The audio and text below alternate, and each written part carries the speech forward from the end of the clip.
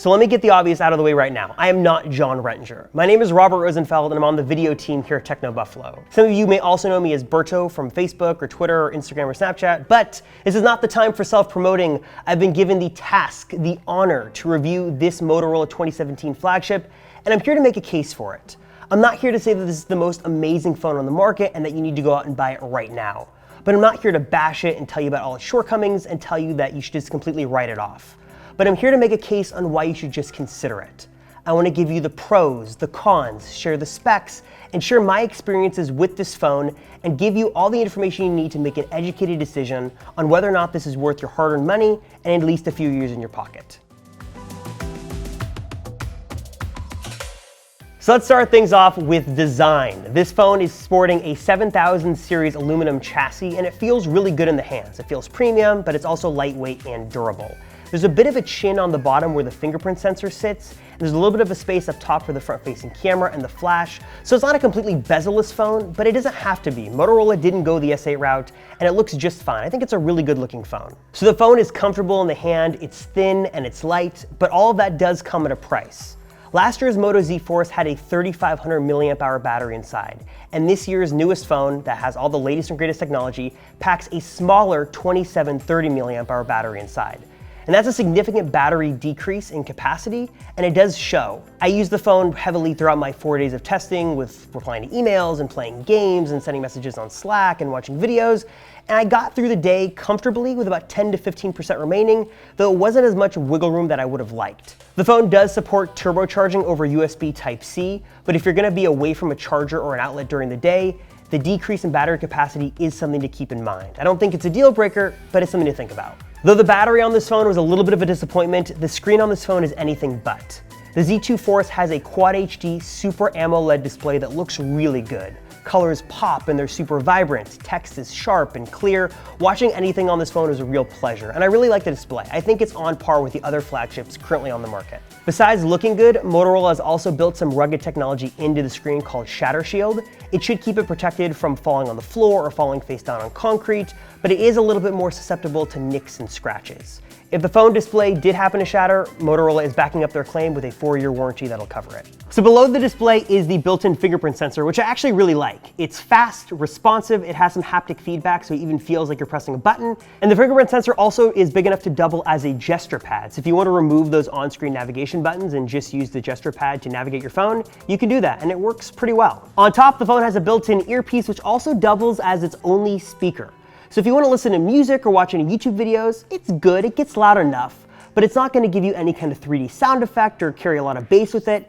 It's okay for listening to some things, but if you really want to listen to music on your phone, I'd pick up a Moto Mod. One of the biggest differences between last year's original Moto Z Force and this year's phone is the addition of a new rear shooter. You now have 2 cameras to work with.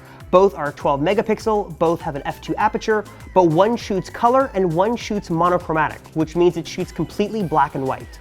And it's cool for a couple of reasons. Motorola says that this sensor data can be used to make your colorful images stand out with deeper blacks and better color data. You can also go back in after the fact and choose which part of the picture is black and white and which part is color. It's cool in that sense, but I really don't know anyone who would rather have that over just throwing a black and white filter over their photo and getting a different focal length or something else that could have been done with that lens to make it a little bit more interesting. Photos the phone took looked really good, colors were sharp and vibrant. I thought the camera was on par with others on the market currently.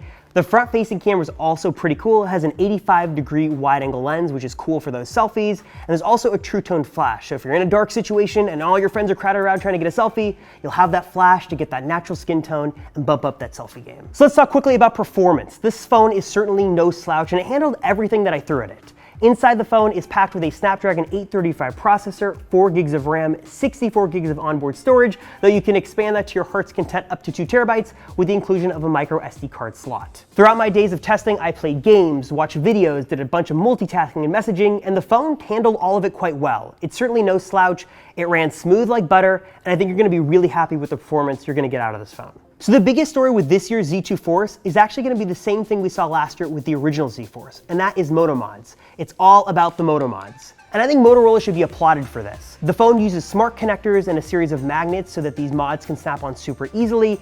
They're non-intrusive, they work right out of the box, and they work really well. And it's pretty cool that both these mods that were released with this new phone, as well as last year's mods, are all compatible. So if you got new mods this year, they'll work with your old phone, and vice versa. Now, Motorola has some pretty cool Moto mods that'll do just about anything, and actually address a lot of the phone's shortcomings. There's a battery mod that'll put all your battery worries to ease. There's a JBL sound mod that sounds really good. There's even a 360-degree camera mod that we had a ton of fun using in the office. But you have to look at this with the bigger picture and understand that these mods are cool, but you are buying into the Motorola ecosystem. Take, for example, the 360 camera. It's a lot of fun, but it's $300 and it's only going to work on these Moto Z line of phones. Just take into consideration that when you buy these mods, you're limiting yourself just to the Motorola phones, and you are going to spend probably a considerable amount of money on these mods. Though they can enhance your experience with this phone, it's going to come at a price. So let's get down to it. If you're already invested in the Moto mod ecosystem and you have a phone that already supports these mods, or you're really interested in this whole idea of Motorola's modularity, I think the Z2 Force is a no-brainer. It's a great phone, it's fast, it has really good cameras, and there are some things I don't exactly like the battery life, but you can forgive that with how cool the phone is as an overall package, especially with those mods.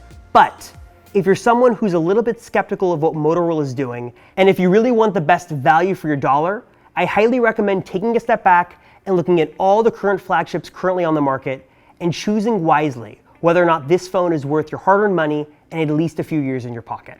So what do you guys think? Is Motorola's idea of modularity enough to get you to jump ship over to the Moto mod ecosystem and their Z Force line of phones?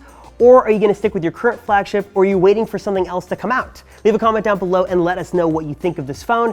It's been a real pleasure. Thank you guys so much for watching this video. I'm Robert Rosenfeld from Techno Buffalo. Until next time, I'll see you guys later.